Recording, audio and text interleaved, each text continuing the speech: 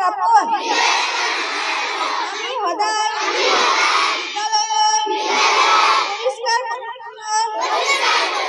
হৈ আহিম আমি সদায় বিদ্যালয়লৈ আহিয়ে শিক্ষক শিক্ষয়িত্ৰীৰ কথা মানি চলিম আমি সদায় বিদ্যালয়লৈ আহিয়ে মনে জোগাৰে লিখা পঢ়া কৰিম আৰু বন্ধু বান্ধৱীৰ লগত মিলা প্ৰীতিৰে থাকিম আমি সদায় বিদ্যালয়লৈ আহিয়ে অসমীয়া ভাষাত কথা পাতিম আমি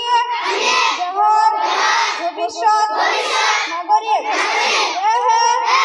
দেশৰ উন্নতিৰ হকে আগবাঢ়ি যাম বুলি আজি আমাৰ প্ৰাৰ্থনা সভা